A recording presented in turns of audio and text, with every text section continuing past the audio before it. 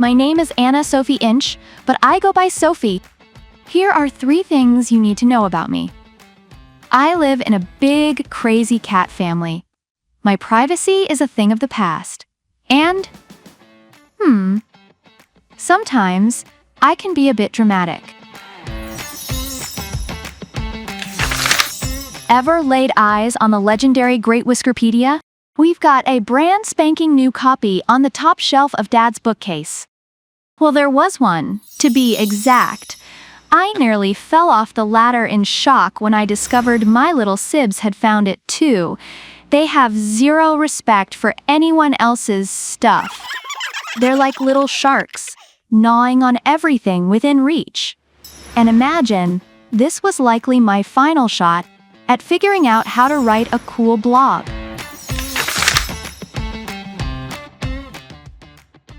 It's well known that chewing on things is pretty normal in our family. When it comes to destruction, our baby brigade outdoes even the mice. When these turbocharged pirates are unleashed, they shred anything and everything in their path. Take the night when our folks went to the theater. Chloe and her gang vanished in the blink of an eye as if they never existed. And that's never a good sign. To me, theater, or no kids' night, pretty much means it's time to write my final goodbye. Seriously, when Mom and Dad decide they need some chill time and leave me with the kids, it's like the doom clock starts ticking for me. Usually, panic's not my jam, but the second the door clicks shut behind them, creepy quiet blankets the house, like everyone at a rocking concert just got flash frozen. Let's be real. There are levels of trouble. Level 1. No sweat, they'll show up eventually. Level 2. When everything's already gone to pot. Level 3. Call for backup. This is an emergency. My first thought was not to wait for things to escalate and to alert every emergency service immediately. But then I shrugged it off. I mean, what's the worst that could happen, right? So, I started my exploration and stumbled upon the first clues in the living room. Oh my gosh! My mom's cherished Christmas tablecloth ripped into tiny 2-inch triangles. So I was following these clues, and guess what? They led me straight to the bathroom, where the 3 youngest kiddos were finishing up their masterpiece on the shower curtain. And they were like, "Back off. We're not done yet." When I asked why they did it, Chloe just shrugged and was all like, "Oh my gosh, it was the final touch for their big art project." Then they even bragged about redoing Mom and Dad's bedroom because they thought the Snow White Persian carpet was too dull. I mean, seriously? At times like this, any sane cat would rush to see what got wrecked this time. But, I've learned it's better to save that joy for the parents when they get home.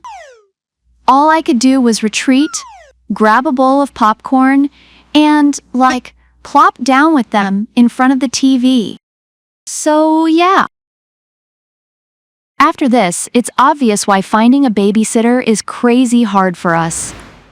No matter how hard we try, things just keep getting worse. Urgently needed. Babysitter for household tigers. Pay. To be discussed, but options are kinda limited. 3+1 deal. Survive 3 hours, get paid for 4. Wow. A plus if you have armor and helmet resistant to mini tigers. The ability to whip up more hot chocolate even when under surprise attacks. Courage that doesn't fade even when a little tiger is kicking, scratching, and biting all at once. Within a mere 6 months, we've become the neighborhood nightmares. All the kitty nannies run away at the mere mention of our names. Literally every single one has thrown in the towel. As you see, this was the farewell of our 83rd nanny this year, who left in such a state. She was so shell-shocked that her interview was splashed across the newspapers.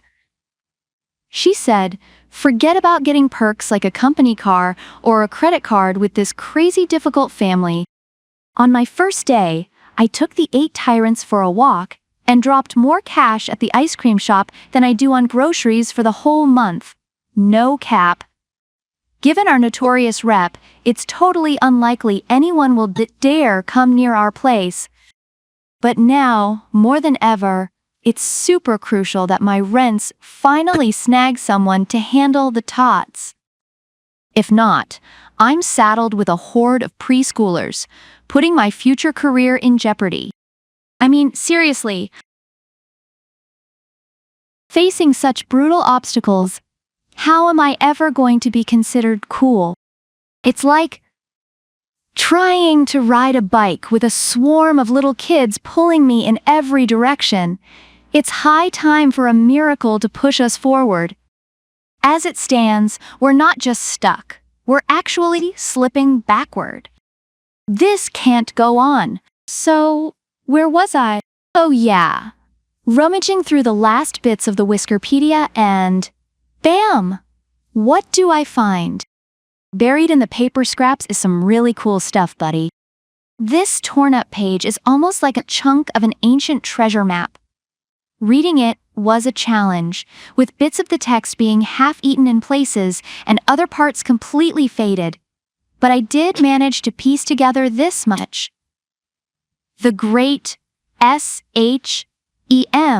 What?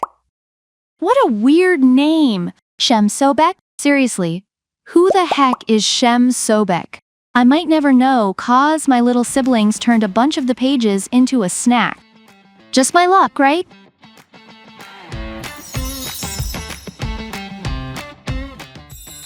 But then, there's Matt. My twin brother is like a mini Sherlock Holmes, always parading around in detective gear. He immediately jumped in to help me, spinning this wild tale about some ancient Egyptian cat influencer. Picture this. A chubby guy with a hat, posting cool stuff that even pharaohs wanted to follow. According to Matt, this Shem Sobek had a huge fan club back in the day. Wow! I finally found something noteworthy at last. Snagging a few tips from such a legend could make my blog's follower count skyrocket. Yeah. But hold on a sec. Can we really trust Matt? When Matt gets super excited, you gotta take a closer look. His imagination is like a popcorn machine on overdrive. You never know what's gonna pop out next. Don't get me wrong, Matt's got great ideas, but he's also the same kid who once ordered 100 cheeseburgers instead of 10. Thanks to him, we had cheeseburgers for 2 days straight. Not that we complained. Some of us were secretly thrilled with the cheeseburger overload. Then, my jaw dropped as Matt came up with another idea, that a chubby guy like that could only be a pizza delivery man. In fact, he might have been the world's first pizza delivery guy. What are the odds?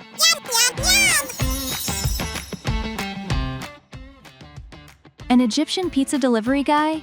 Looks like Matt is really hungry. I was totally clueless. But my know-it-all sister, Sasha, always jumps in, even when I don't ask. It never ends well. She's sad. The guy must have been a hot dog stand hero. And she added, making the world's best mustard with his super secret recipe. Shem Sobek's secret sauce? Nuh-uh. In a flash, Sasha declared she could do it too and dashed off to the kitchen to make some fantabulous mustard. Wow. I just stood there, gawking like a fish in a bag. You see, Sasha's cooking skills. Yikes, there is plenty of room for improvement. I didn't even bother asking Laura after that. She'd likely peg the guy as a fashion guru. And next thing, she'd parade around the house in an Egyptian tunic all day. As you can see, agreeing with each other in our fam is as rare as an ice cube in the Sahara. Yep. Practically non-existent. Awesome! Now I'll never find out the truth about the Egyptian dude? Wait! But if there's anyone who can shed some light on the mysterious Shem Sobek. It's good old Uncle McGrabby. Yeah. Come along if you're curious to see what I've uncovered, 'cause there's more jaw-dropping stuff ahead. Okie dokie! Wow!